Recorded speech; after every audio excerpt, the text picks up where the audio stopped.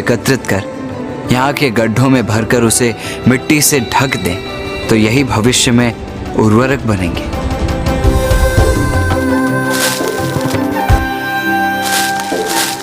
अरे वाह, इससे तो एक पंथ दो काज हो गए, गड्ढे भी भर गए और भविष्य के लिए उर्वरक की व्यवस्था भी हो गई। ब्राह्मण देवता, अब हम इन गोबर के उपलों का क्या करें? इस गोबर के उपले में अग्नि प्रज्वलित कीजिए। जी।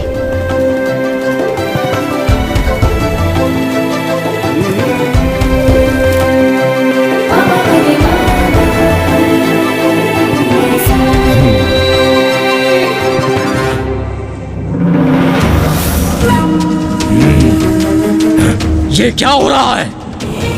ये मक्षिका और ये मच्छर हमारी ओर क्यों आ रहे हैं?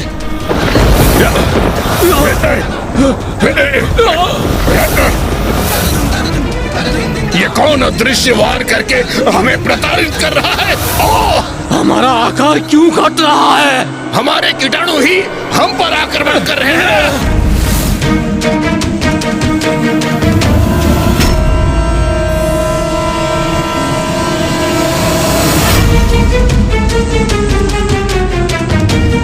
ये मेरे भीतर प्रवेश कर मुझे अपना आहार बना रहे हैं। कल संक्रांति का पर्व है और संक्रांति से एक दिवस पूर्व एक बड़ी अग्नि प्रज्वलित कर वातावरण को शुद्ध किया जाता है, समस्त नकारात्मकता को दूर किया जाता है और इस पर्व को लोहड़ी, पोंगल, बोगी आदि के नामों से भी मनाया जाता है। तो अब हम नीम वृक्षों के पत्रों और छाल से अग्नि प्रज्वलित कर कीटों और रोगों का नाश करेंगे, उन्हें सदा सदा के लिए दूर करेंगे, जिससे ये ग्राम सदा समृद्ध रहे और आप सभी निरोग रहें।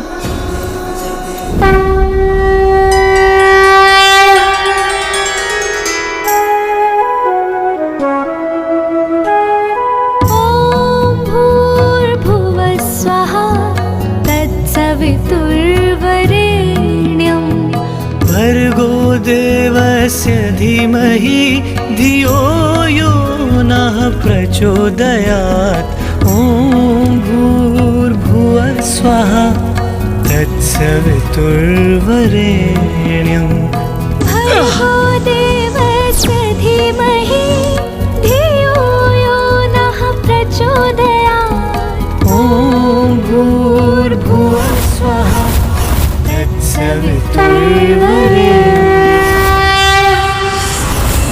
ये धूम्र हमें लील रहा है और हमारा आकार भी घटता जा रहा है।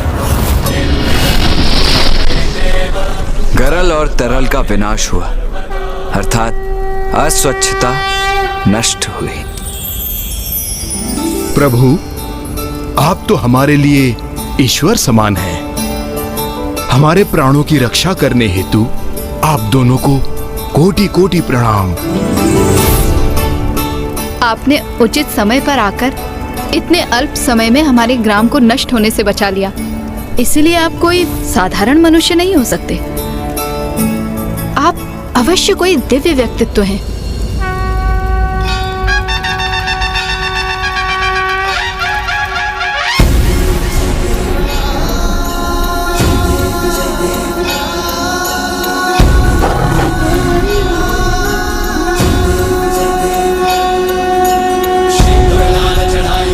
माता, संसार में जो कुछ होता है वो ईश्वर की इच्छा से ही होता है, इसीलिए कदाचित हमारा यहाँ आना कोई संयोग नहीं, अपितु इसमें भी ईश्वर की ही लीला है।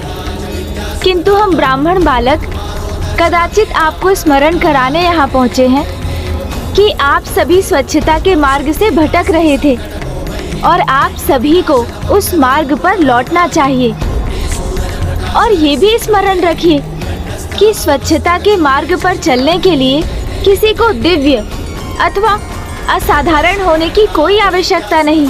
स्वच्छता तो हमारा कर्तव्य है, स्वयं हमारे प्रति, अन्य मनुष्यों के प्रति और हमारे निवास स्थान और वातावरण के प्रति। इसीलिए ऋषिवर, इस ग्राम की रक्षा हमने नहीं, स्वच्छता ने की है। प्रभु, प्रभु, ये जो भूल हुई है वो मेरे ही कारण हुई है। चिरंजीवी वत्स, क्या हुआ? तुम इस महामारी के लिए स्वयं को दोषी क्यों ठहरा रहे हो?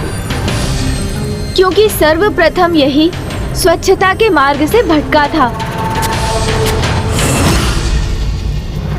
मुझे क्षमा कर दीजिए, मैं आप सभी का दोषी हूँ। इसका आरंभ भले ही तुमसे हुआ है, किंतु स्वच्छता का उत्तरदायित्व तो सभी का होता है। तुम्हारी इस भूल को ग्राम का कोई अन्य वासी भी तो सुधार सकता था। किंतु जो भूल तुमसे हुई है उसका दंड अवश्य प्राप्त होगा तुम्हें। आज से तुम्हें प्रत्येक ग्राम जाकर स्वच्छता के प्रति सभी को जागरूक करना होगा। मैं अवश्य करूंगा ब्राह्मण देवता, सर्वत्र जाकर स्वच्छता के महत्व का प्रचार करूंगा। यहाँ स्वच्छता का अभाव था, इसलिए यहाँ माता का वास नहीं था। और जहाँ स्वच्छता होगी, माता का वास वहीं होगा।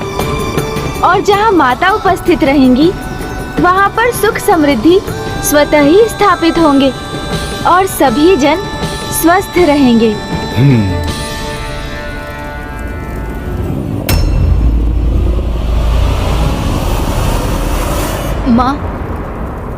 माँ, मुझे भूख लग रही है।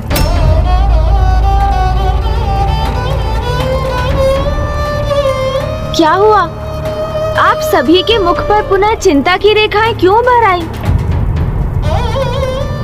प्रभु, हमारी रक्षा तो हो गई, किंतु हम भोजन कैसे करें? अर्थात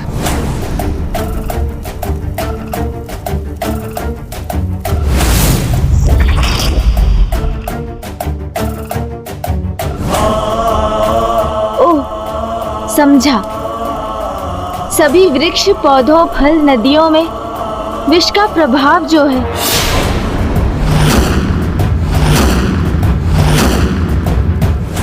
यहाँ भोजन उपलब्ध कराने हेतु संपूर्ण प्रकृति को यथावत होना होगा, शुद्ध होना होगा, जो माँ के यहाँ आने से ही संभव हो सकता है। किंतु माँ ने तो यहाँ आने से अस्वीकार कर दिया था। यदि अभी भी वो यहाँ आने के लिए तैयार नहीं हुई तो इस समस्या का समाधान कैसे होगा?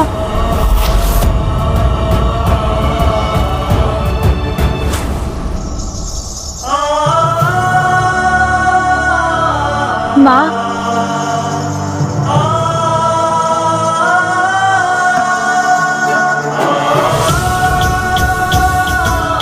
माँ, हम तो त्राही त्राही कर रहे संसार के हाहाकार को शांत कराने, आपकी संतानों के कष्ट मिटाने हेतु आपसे सहायता प्राप्त करने आए थे।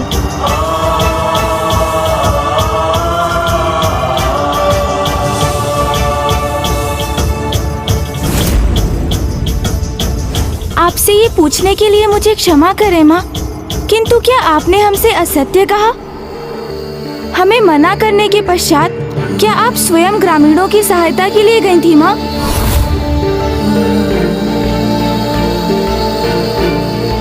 गणेश, ये क्या कह रहे हो तुम? माँ कहाँ उपस्थित थी? माँ भैया, आप माँ से स्वयं ही क्यों नहीं पूछते? नहीं, इसका उत्तर तुम दो गणेश। तुमने माता के प्रति ऐसे वचन क्यों बोले?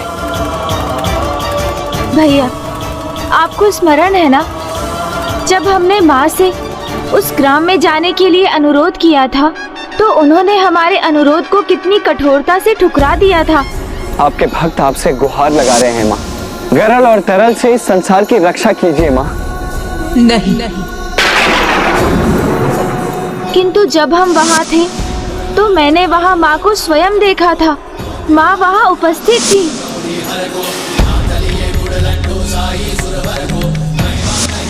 माँ को देखा था? माँ वहाँ उपस्थित थी अर्थात भैया, माँ एक साधारण ग्रामीण स्त्री के रूप में वहाँ उपस्थित थी। तो माँ ने पूर्व में ही वहाँ प्रकट हो अपने भक्तों को कष्टों से मुक्त क्यों नहीं किया? तो फिर गुप्त रूप से उनकी सहायता करने वहाँ क्यों गई माँ?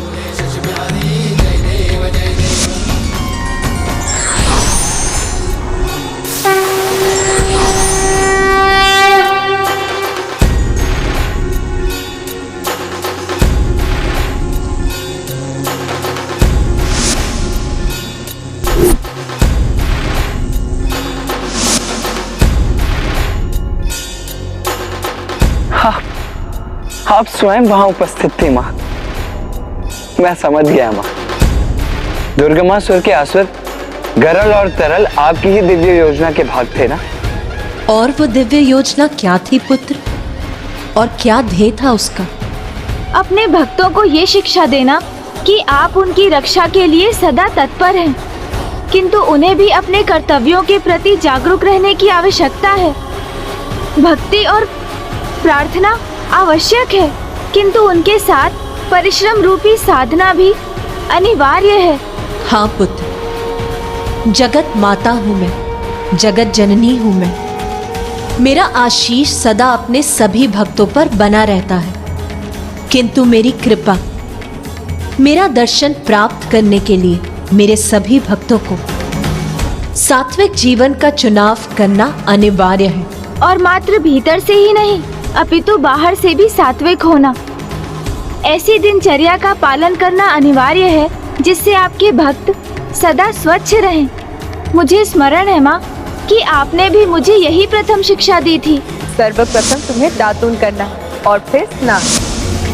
प्रातः इसे करने से दंत और उसको आधार प्रदान करने वाले मसूड़े स्वस्थ रहते हैं पुत्र। भले ही दुर्गमासुर के असुर तरल और गरल ने अस्वच्छता, अशौच और रोगों को फैलाया, जिसके प्रभाव से अस्वस्थ होकर मेरे सभी भक्त स्वच्छता के महत्व को भूलकर अपने मार्ग से भटक गए। किंतु तब तुमने और पुत्र कार्तिकेय ने वहां जाकर सभी ग्राम वासियों को स्वच्छता के लिए जागृत किया, और जहां मेरी सहायता की आवश्यकता थी वो मैंने की। सत्य है माँ, आपकी लीला अद्भुत है। अपने भक्तों के प्रति आपके हृदय में अतुलित प्रेम है। पुत्र गणेश, पुत्र कार्तिकेय, मैं अपने सभी भक्तों को सामर्थ्य और आत्मनिर्भर बनाना चाहती हूँ, किंतु आवश्यकता पड़ने पर उनके कष्ट दूर करने और उनकी सहायता करने के लिए मैं प्रकट होती हूँ। पुत्र गणेश, मेरे प्रत्येक कर्म में मेरे भक्तों का हित ही निहित रहता है।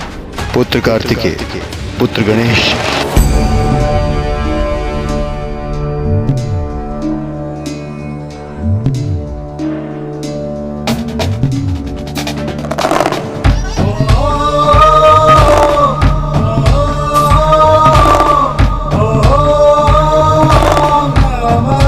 प्रणाम पिताश्री।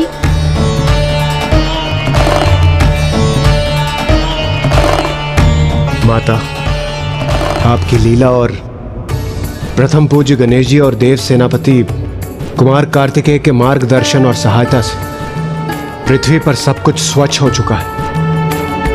किंतु माता, जीव जंतु खाएंगे क्या? क्योंकि वनस्पति और फल अभी भी विषैले हैं। आपको अपने भक्तों की सहायता के लिए कुछ करना ही होगा माता। ओम जयंती मंगला काली भद्रकाली कपालिनी। हाँ माँ, भोजन के लिए उनके पास कुछ भी शेष नहीं है। वो भूख से बिलख रहे हैं माँ, और आपसे सहायता की गुहार लगा रहे हैं। उनकी सहायता के लिए कुछ तो कीजिए माता।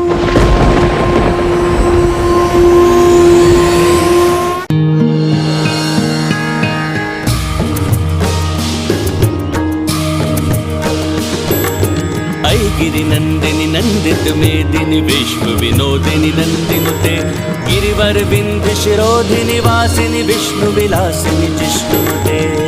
गिरि नंदिनी नंदित मेदिनी विश्व विनोदिनी नंदिनुते गिरिवर बिंदु शिरोधिनी वासिनी विष्णु विलासिनी जिष्णुते। भगवती हेशति कंठ कुटुंबिनी भूरि कुटुंबिनी भूरि कृते। जय जय हे महिषासुर मर्दिनी रम्य कपर्दिनी शैलसुते।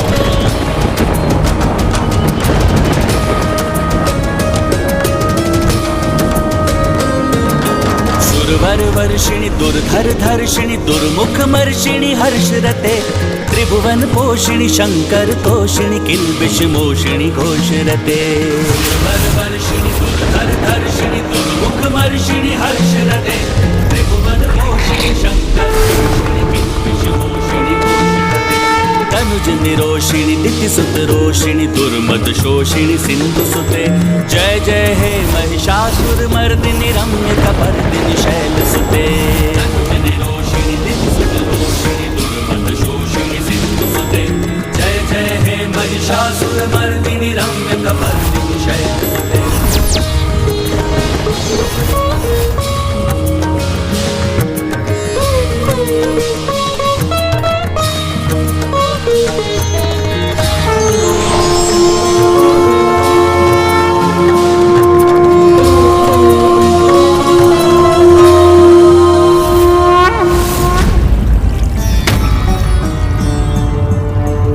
माँ, अब आपको ही कुछ करना होगा।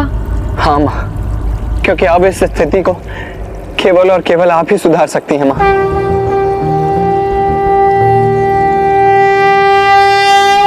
विनती सुनो माता। माँ कुछ कीजिए माँ, माँ कुछ कीजिए, आपके भक्त आपसे सहायता मांग रहे हैं। निवेदन गणेशा जगदम्बे जगजननी सिंह आरूढ़ा। ये संतरा कहाँ से उत्पन्न हुआ और ये मेरे हाथ में कैसे आ गया? जय माँ जय जय माँ उमा स्वरूपा।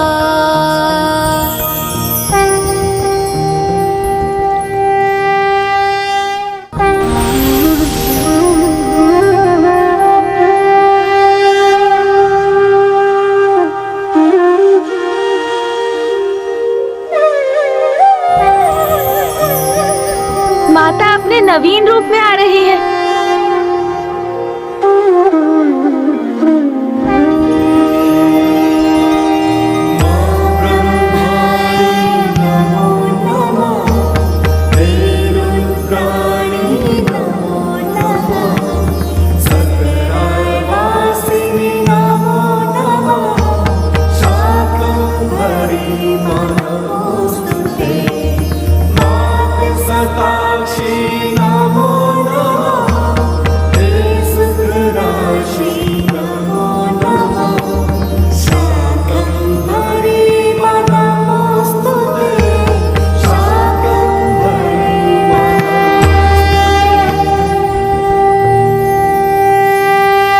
माँ का सबसे बड़ा सुख और एक माँ की सबसे बड़ी पीड़ा क्या होती, इसका आभास है आप सभी को। माँ का सबसे बड़ा सुख है जब उसकी संतानें तृप्त होने तक भोजन प्राप्त करें, और एक माँ की सबसे बड़ी पीड़ा है जब उसकी संतान भोजन से वंचित रहे।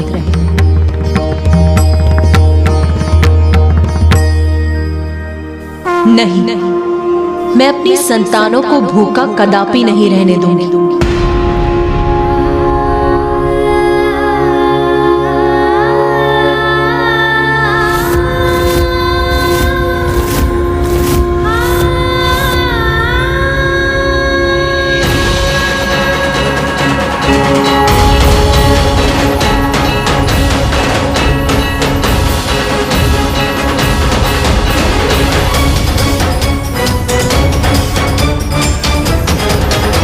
या देवी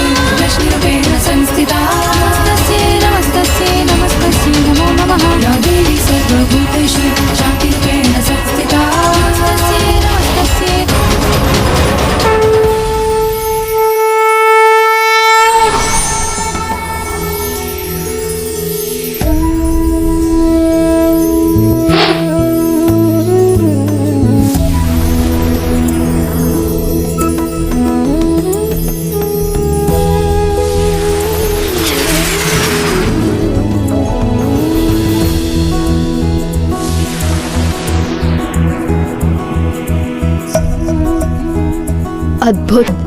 आकाश में फल और वनस्पति।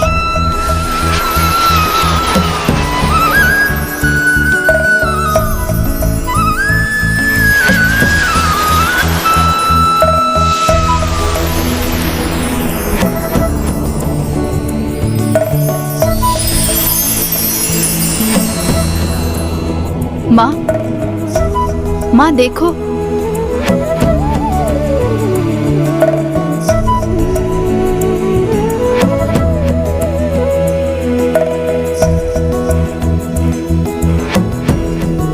माता ने हमारी प्रार्थना सुन ली। माता, आपको बहुत बहुत धन्यवाद।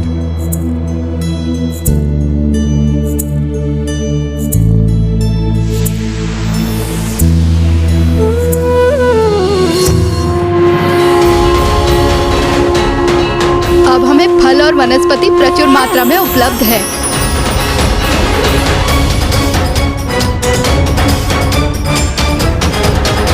या देवी सर्वभूतेषु मारूपेण संस्थिता नमस्तस्यै नमस्तस्यै नमस्तस्यै नमो नमः। या देवी सर्वभूतेषु शक्तिरूपेण संस्थिता नमस्तस्यै नमस्तस्यै फल। अब हमें फल और वनस्पति प्रचुर मात्रा में उपलब्ध है। जग जननी जय जय, माँ जग जननी जय जय, भयहारिणी भवतारिणी भयहारिणी। धन्यवाद माता, आपका बहुत बहुत धन्यवाद। जय जय माँ जग जननी जय जय। आपके होते हुए अपने भक्तों को कोई कमी नहीं है। अंततः जो हमारे लिए आवश्यक है वो हमें प्राप्त हो ही जाता है। बहुत बहुत धन्यवाद माता आपका। फल और वनस्पति मिल गए हैं।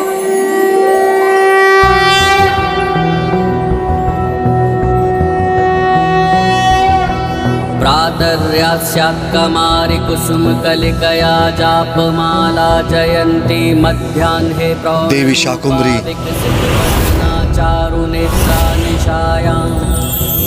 आप निशाक उत्पन्न कर एक बार पुनः सृष्टि की रक्षा की।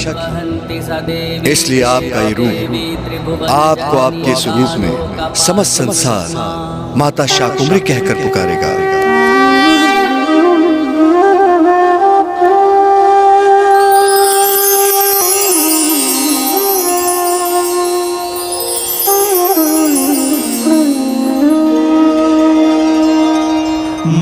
ब्रह्माणि नमो नमः, हे रुद्राणि नमो नमः, सकराय वासिनि नमो नमः, शाकंभरी नमोस्तुते, मातृ शताक्षी नमो नमः, हे सुख राशि नमो नमः, शाकंभरी नमोस्तुते, शाकंभरी नमोस्तुते, संकटहारिणि नमो नमः, कष्ट निवारिणि नमो नमः, मां भवतारिणि नमो नमः, शाकंभरी नमोस्तुते, शाकंभरी नमोस्तुते, शाकंभरी नमोस्तुते।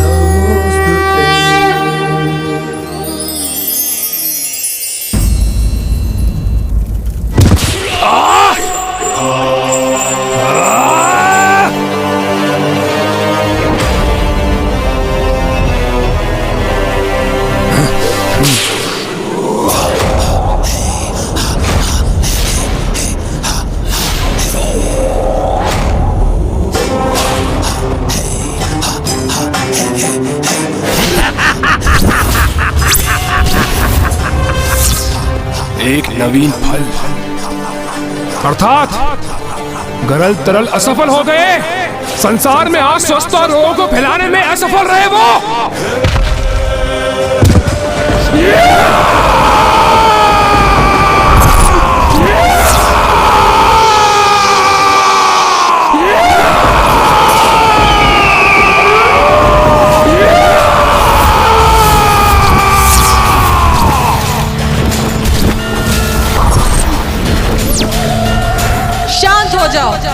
इस प्रकार तू चीख कर मात्र यहाँ के चमगादड़ों को आतंकित कर सकता है। माता! हाँ मैं मूर्ख, इस प्रकार ऊंचे स्वर में चीखने से कुछ नहीं होगा। सुन मेरी चेतावनी और अभी भी समझ जा। बार बार क्षति पहुंची है तुझे, बार बार पराजित हो चुका है तू। वेद माता को प्रथम पूज्य गणेश मुक्त करा ले गए, तेरा नगर नष्ट हो गया। एक एक कर तेरे सभी असुर तापिक, गरल और तरल भी विफल हो गए। तो अब तो समझ जा ये संकेत और सुधर जा।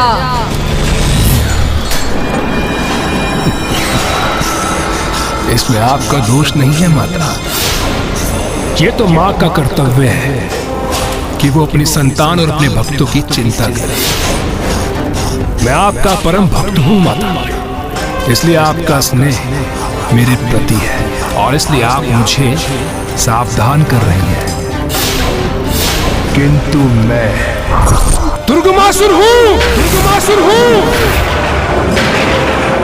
और मैं दुर्गमासुर उस आदिशक्ति माता को दिखाऊंगा कि मैं क्या करने में सक्षम हूँ।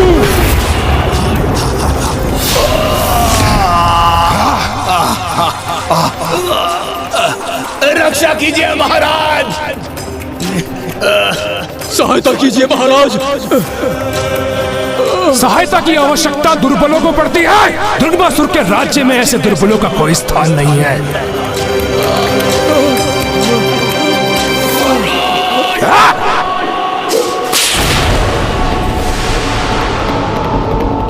मैं दुर्गमासुर पराजय स्वीकार नहीं करूंगा, कदापि नहीं। पुनः अपनी असुर सेना, अपने नगर का निर्माण करूंगा मैं और धूल धूसरित करूंगा उन देवताओं को।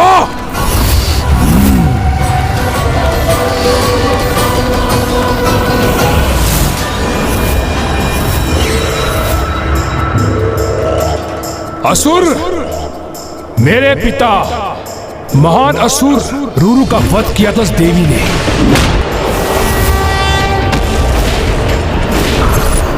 और हमारे महान राजा शुंभ निशुंभ का भी वध किया था उस देवी ने।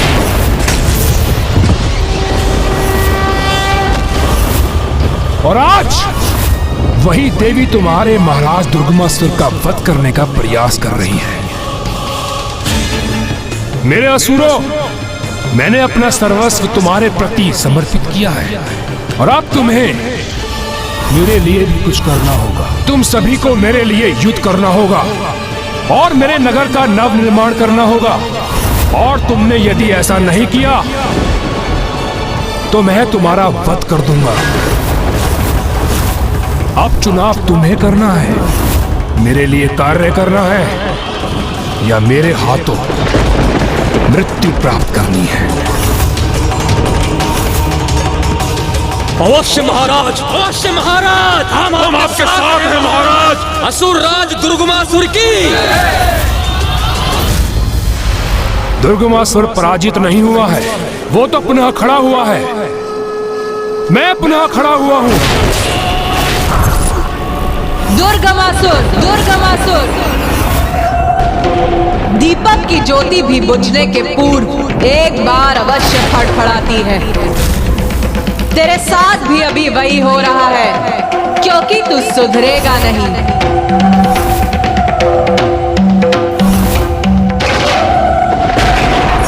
तू सुधरेगा नहीं। माँ, क्या हुआ माँ? दुर्गमासुर पुनः अपनी कुटिलता पर उतर आया है। हाँ माता, आप उचित कह रही हैं माता। माता, मुझे प्राप्त सूचना के अनुसार दुर्गमासुर अपनी सेना को पुनः संगठित कर रहा है, अपने नगर का नव निर्माण कर रहा है। अर्थात वो किसी कुटिल योजना की रचना कर रहा है। माता, अब तो दुर्गमासुर के आतंक का अंत करने का केवल एक ही उपाय, उसका अंत। हाँ माता, और वो केवल आप ही कर सकती। नहीं, जगत माता हूं मैं, और दुर्गमासुर भी मेरी ही एक संतान है।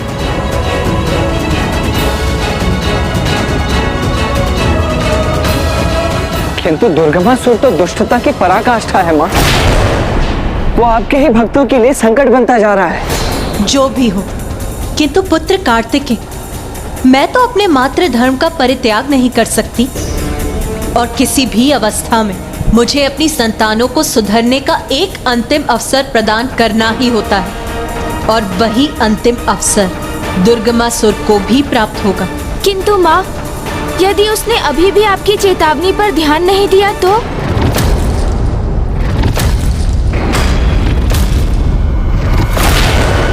फिर उसका अंत निश्चित है। तो फिर उसका अंत निश्चित है। तो फिर उसका अंत निश्चित है।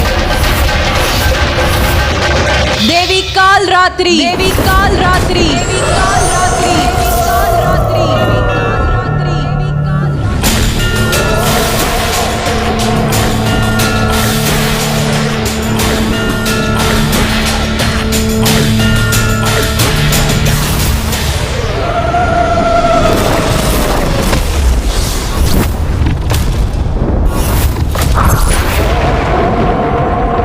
प्रणाम माता काल रात्रि।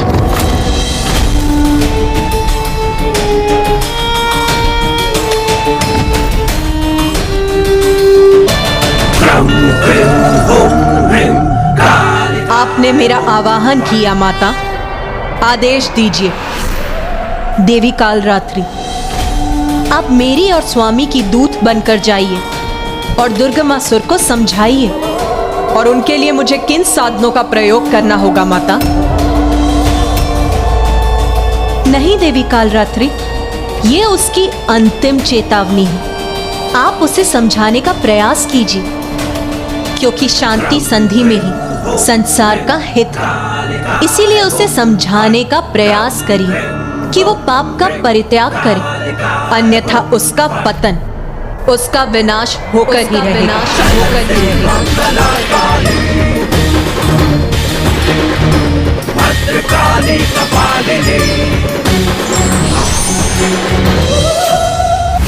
जब मैं अपने नगर का नव निर्माण कर रहा हूं, तब मुझे अपने असुर प्रहरियों द्वारा सभी दिशाओं से मुझे अपने भवन की सुरक्षा सुनिश्चित चाहिए।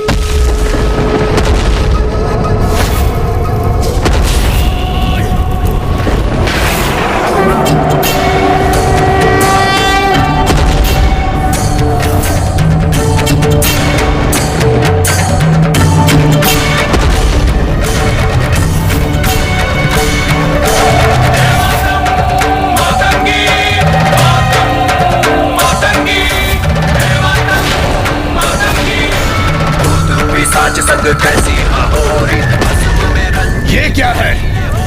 क्या ये किसी संकट के आने का संकेत है या कोई शत्रु आ रहा है यहाँ? सावधान रहो।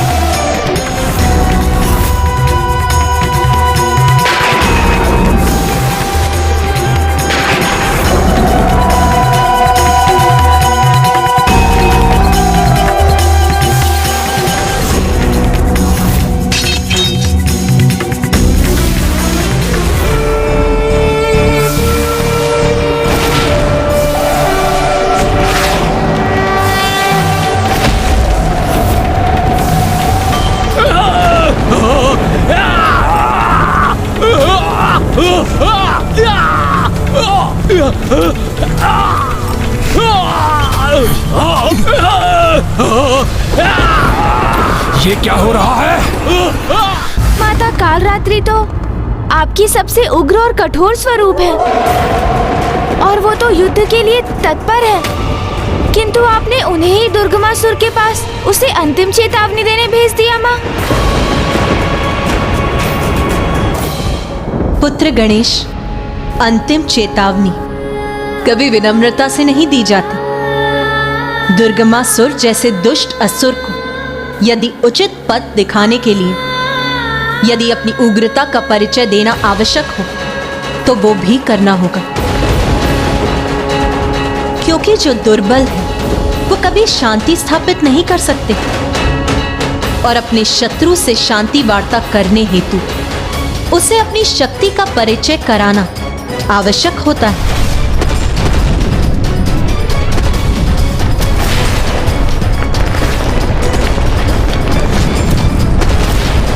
या देवी सर्वभूतेषु मारूपेण संस्थिता। दुर्गमासुर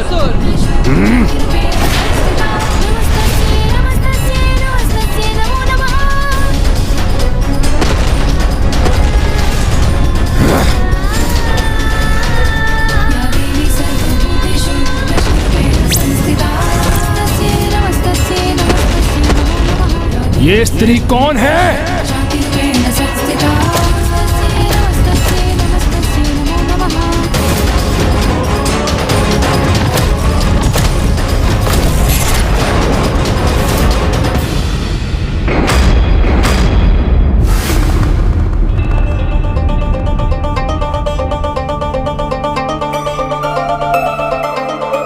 माता कालरात्रि के क्रोध का ज्वालामुखी तो कभी भी फट सकता है। नहीं देवराज, अभी ऐसा कदापि नहीं होगा, क्योंकि मैंने उन्हें वहां युद्ध के लिए नहीं, शांति वार्ता के लिए भेजा।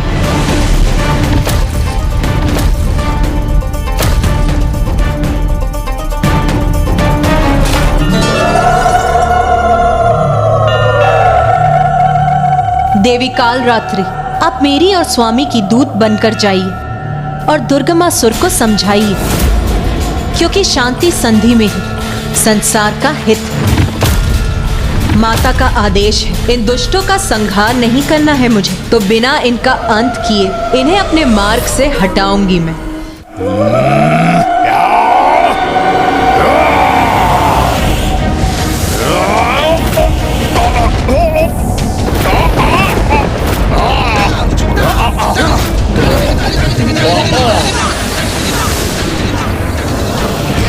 अरे ये क्या हो रहा है?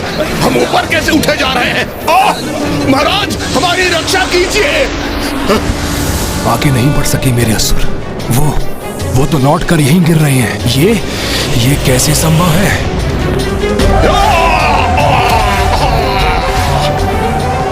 ये किसका आगमन हुआ है यहाँ?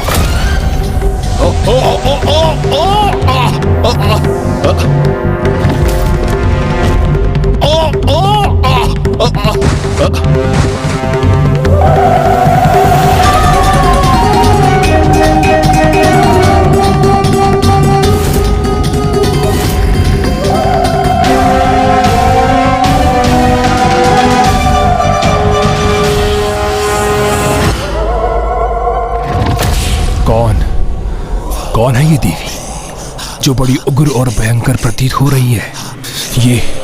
ये क्यों आई है यहाँ?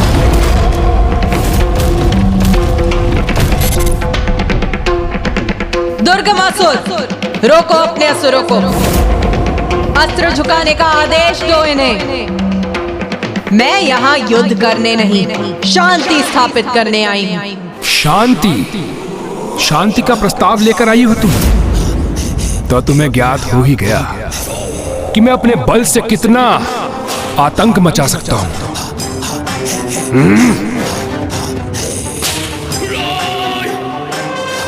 देवी, किंतु रिक्त हाथों क्यों चली आई? भिक्षा पात्र कहाँ है तुम्हारा? मुझसे भिक्षा मांगने आई हो ना? शांति की भिक्षा।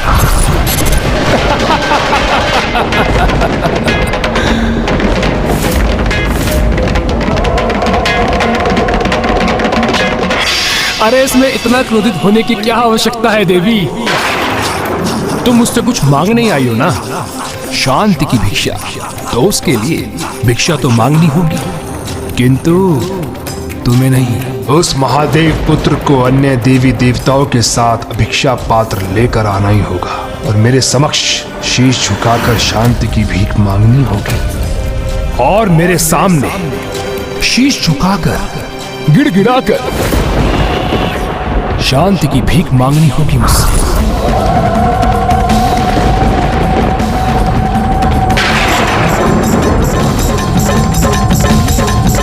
उसके बाद मैं निर्णय लूंगा कि उन्हें शांति प्रदान करूं अथवा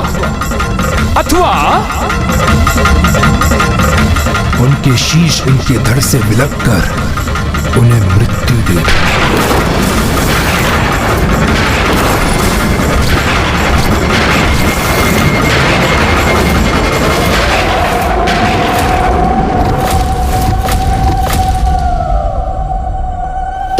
शीश विलक करोगे?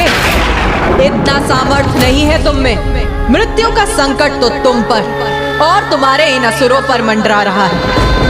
मैं यहाँ तुम सभी के शीश सुरक्षित करने का अवसर देने आई हूँ।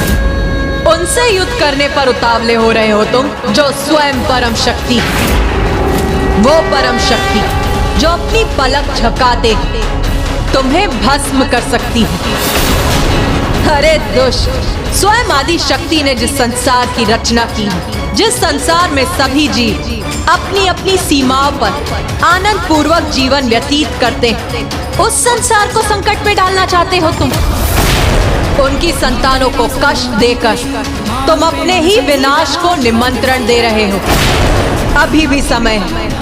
पाप का त्याग करो, दुष्कर्मों का परित्याग करो, सुकर्म करो। उसी में तुम्हारी भलाई है दुर्गमासुर, और तुम्हें यही समझाने में यहाँ आई। देवी, इतनी दूर से तुम मुझे ये समझाने आई हो कि जगत जननी का संसार कैसा है और मैं एक अच्छा बालक बनकर उसके संसार में वास कर। देवी, तुम मुझे मूर्ख पुकार रही थी ना, किंतु वास्तविकता तो ये है कि मूर्खतापूर्ण संवाद तो तुम मुझसे कर रही हो। कि ऐसी उद्दंडता करने का दुस्साहस भी कैसे किया इसने? विनाश काले विपरीत बुद्धि।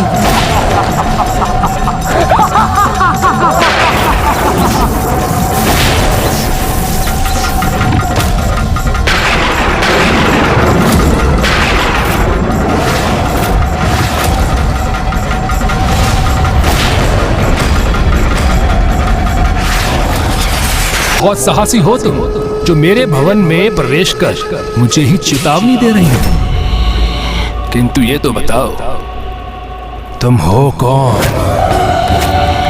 मूर्ख, काल रात्रि हूं मैं।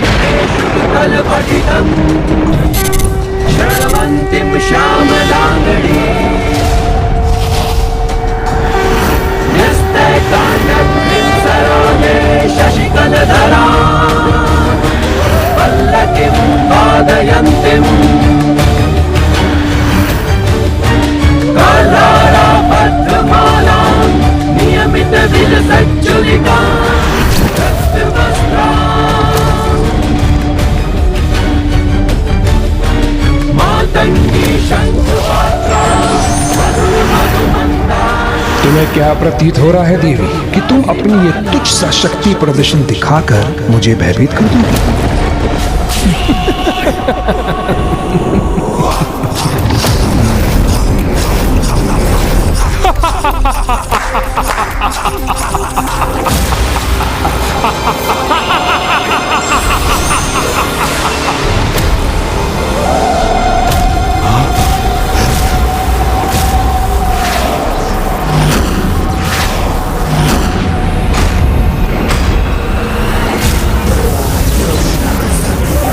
मेरे एक ही संकेत से सब कुछ परिवर्तित हो सकता है यहाँ।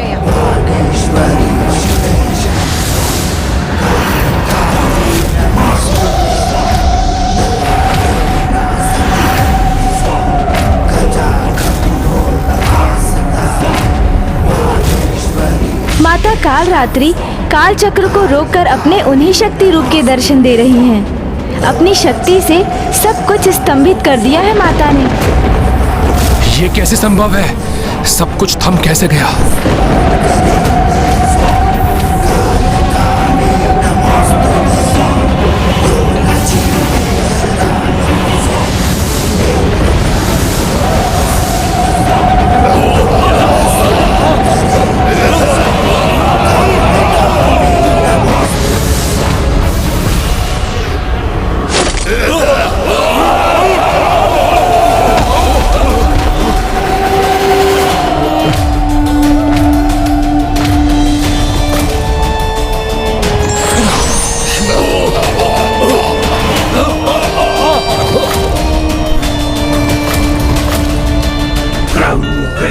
समय चक्र विपरीत दिशा में गतिशील कर दिया इस देवी ने। सभी चराचर जीव काल के अधीन हैं, तुम भी दुर्गमासुर, और सभी को समय की गति के अनुसार ही चलना होता है, किंतु काल मेरे वश में है, इसीलिए मैं नहीं, समय की गति मेरे अनुसार चलती है। समय अथवा काल की नियंत्रक काल रात्रि हूं मैं। देख मूर्ख,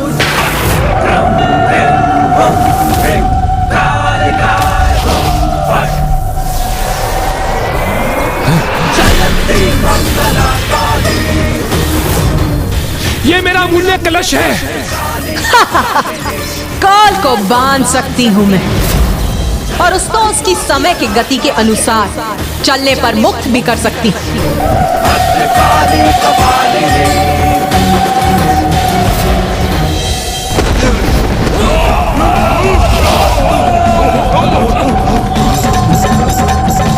और काल को समय की गति के अनुसार मुक्त भी कर सकती हूं।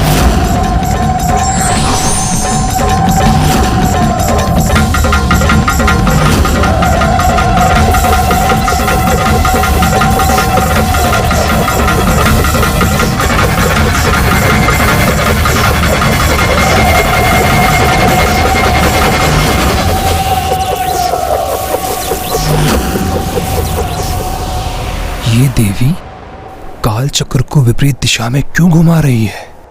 माता कालरात्रि ये क्या कर रही है?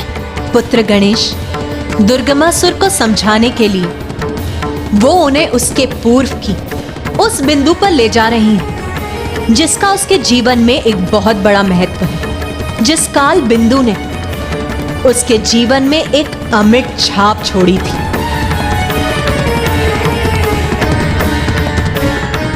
रूरू,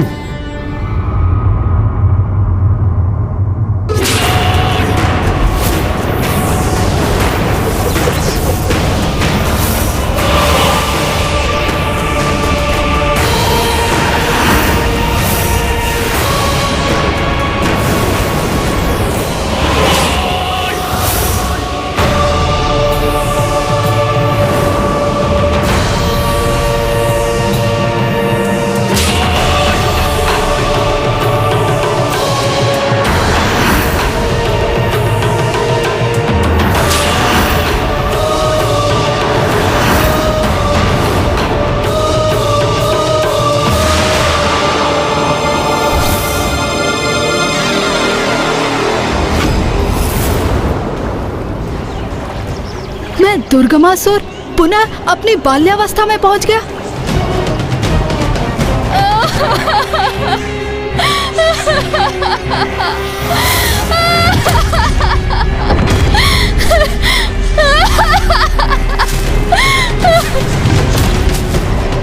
अकस्मात माता रोने क्यों लगी हैं? और वो कौन है जिसकी अर्थी असुर सैनिक ले जा रहे हैं? कहीं वो पिताश्री तो नहीं? नहीं, ऐसा नहीं हो सकता, ये असंभव है।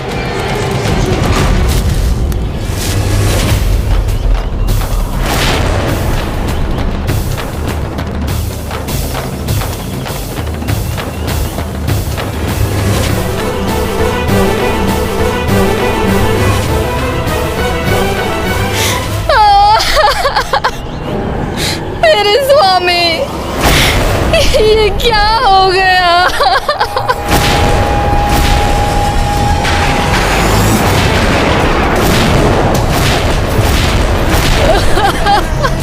पिताश्री, पिताश्री, पिताश्री।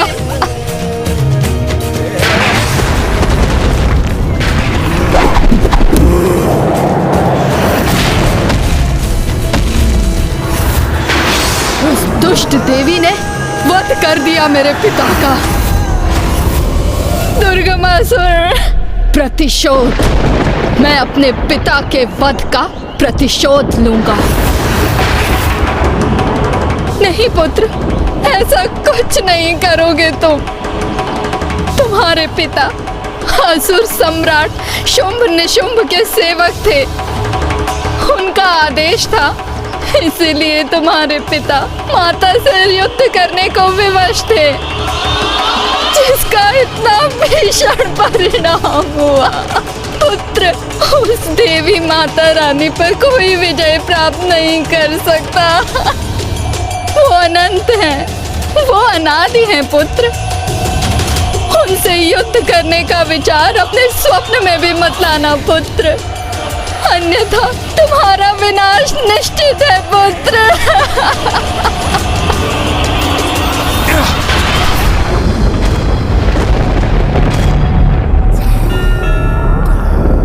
पूर्व काल में स्वयं तुम्हारी माता ने तुम्हें समझाने का प्रयास किया था कि तुम्हें प्रतिशोध के भाव से दूर रहना चाहिए। तुम्हें पुनः वही समझाने आई हूं मैं यहाँ। मेरी शक्ति का परिचय तो प्राप्त हो गया होगा तुम, और मैं तो माता आदि शक्ति की अंश मात्र ही हूं, तो उनकी अपार शक्ति का तो तुम अनुमान भी नहीं लगा सकते दुर्गमासुर। समझ, जगत जननी है वो, जिसने पूरी सृष्टि का निर्माण किया है, सभी को जन्म दिया, और तू उसी के विरुद्ध खड़ा। यदि वो जन्म दे सकती है तो क्षण में नष्ट भी कर सकती है। और सत्य तो ये भी है कि तुम स्वयं माता आदि शक्ति को ही पूछते हो। मैं देवी आदि शक्ति को पूछता हूँ? हाँ, ये कैसे संभव है? मूर्ख, तुम जिन माता की पूजा कर, जिनसे मार्गदर्शन प्राप्त करते हो, जिनसे तुम अपने जीवन की सुरक्षा के लिए निर्भर हो, वो भी स्वयं माता आदि शक्ति की अंश ही है।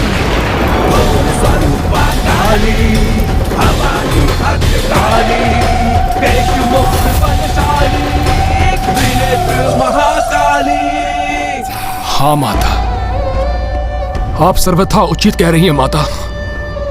ये मैं क्या करने जा रहा था? मैं स्वयं माता आदि शक्ति से युद्ध करने जा रहा था। कितना बड़ा घोर पाप करने जा रहा था माता मैं।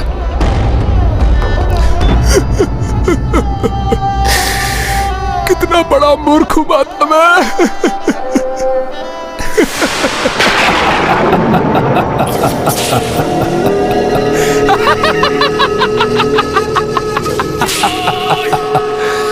देवी, दुर्गमासुर हूं मैं, दुर्गमासुर हूं मैं, दुर्गमासुर आसुरी प्रवृत्ति का प्रतीक हूं मैं।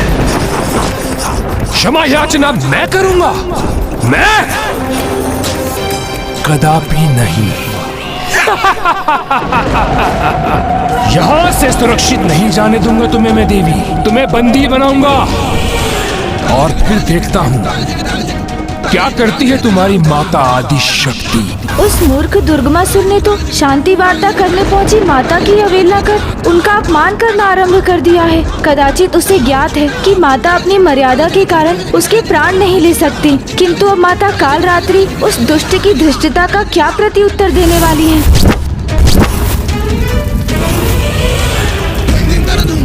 सैनिकों, बंदी बना लो इस देवी को।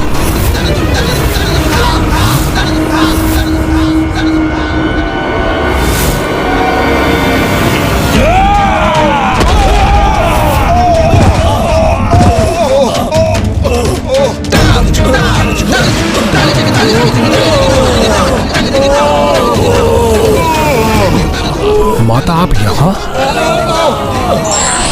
मूर्खो, भुगतो अपने दुस्साहस का दंड।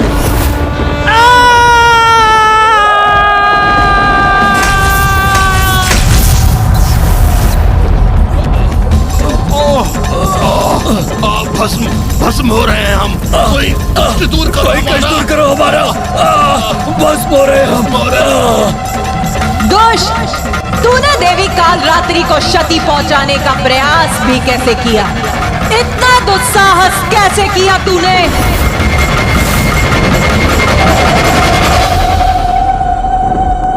मैं चाहती तो अभी तुम्हारा अंत कर सकती थी मूर्ख, किंतु माता ने मुझे तुम्हें चेतावनी देने भर की ही अनुमति दी थी।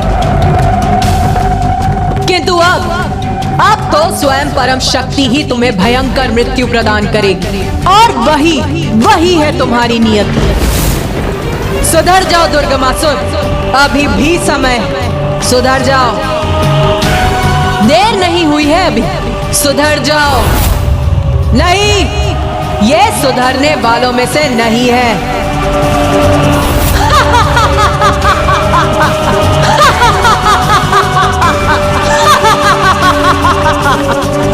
फिर तो इसका अंत होगा तुम्हारा दुर्गमासुर, बहुत भयंकर अंत होगा। क्योंकि जब माता के क्रोध का बाण टूटेगा तो वो तुम्हें, तुम्हारे साथ तुम्हारे नगर, तुम्हारे असुर, तुम्हारे सेवक सभी को बहा कर ले जाएगा। और ये निश्चित ये होकर ही रहेगा। तुम प्रतीक्षा भर करो अपने विनाश की, अपने विनाश की।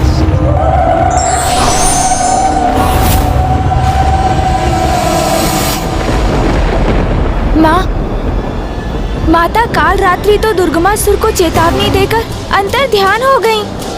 पूजा करता है वो उनकी, उसने अनुष्ठान कर उन्हें वहां रहने पर विवश किया है, और वो सदा उसे उसके बुरे कर्मों के भयंकर परिणाम के प्रति सचेत करती, किंतु वो उनकी आज्ञा का पालन नहीं करता।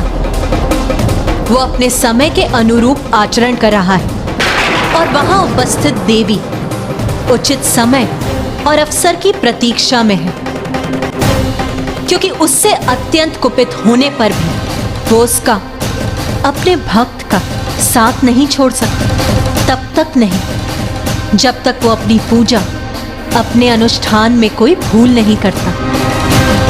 किंतु जिस दिवस ऐसा हुआ, वो उसे इतना भीषण दंड देंगी, इतना भयंकर दंड, जिसकी कल्पना भी आतंकित करने वाली होगी।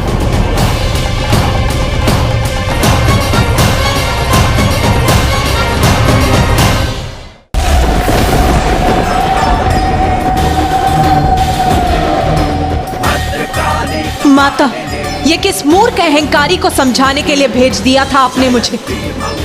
वो दुर्बुद्धि दुर्गमासुर, वो तो बांस के उस वृक्ष के समान है जो चंदन के वृक्ष के निकट होते हुए भी उसकी सुगंध को अपने भीतर सम्माहित नहीं करना चाहता। अहंकार के अंधकार को अपनी बुद्धि का आभूषण समझने वाले के भीतर सुदबुद्धि का प्रकाश जागृत करना असंभव है माता। उसको समझाने का प्रयास करना व्यर्थ है, क्योंकि दंड का भूखा उदर दया और क्षमा के प्रसाद से नहीं भरता, क्योंकि उसका शीश शांति के शब्दों के लिए नहीं, मेरे हंसिए आपके खड़क के आघात के ही योग्य है।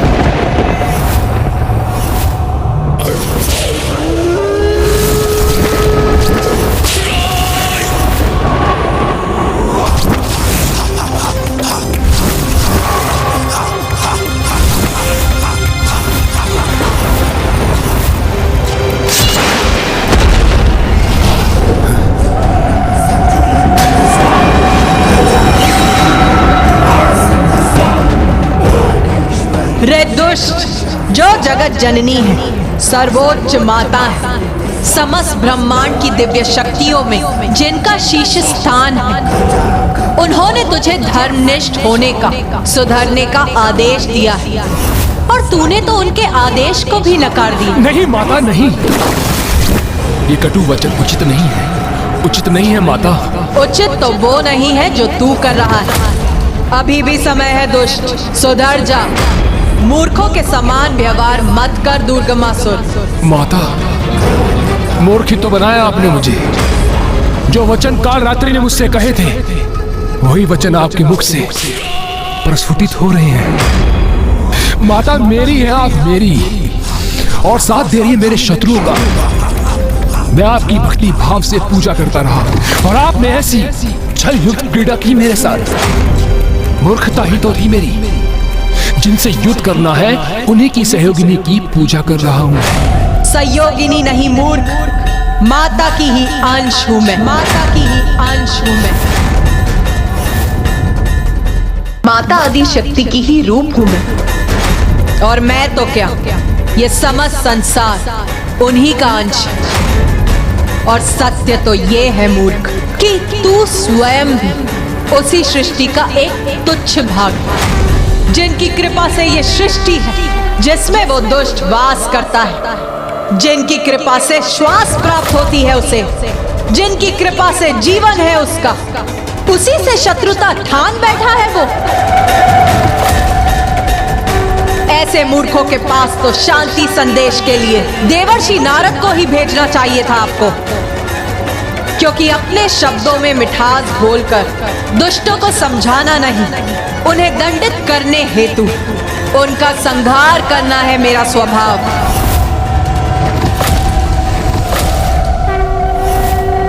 इसीलिए मुझे उसका संहार करने भेजना चाहिए था आपको।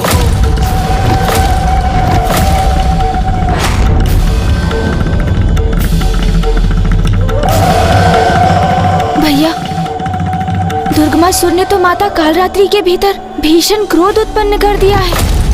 कहीं माता अपने क्रोध के अतिरेक में वहां उसका संहार करके ही ना लौट जाए। हाँ गणेश, मुझे भी इसी बात का संशय है। मुझे अनुमति भर दे दीजिए माता कि मैं इसी क्षण वहां लौटकर उस दुष्ट का वध करूं। मैं वध करूंगी उस दुष्ट का।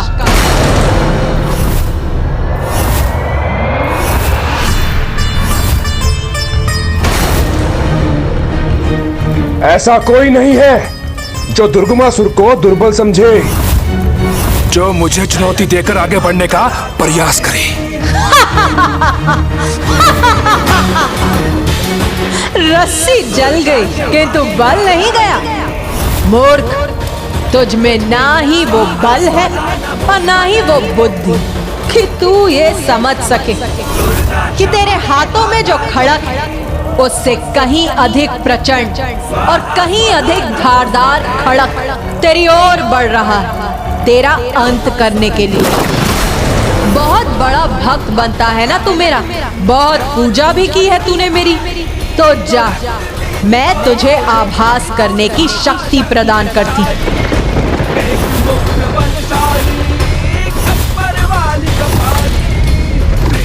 जिससे तू अपनी ओर आते हुए शत्रुओं का आभास कर सकेगा।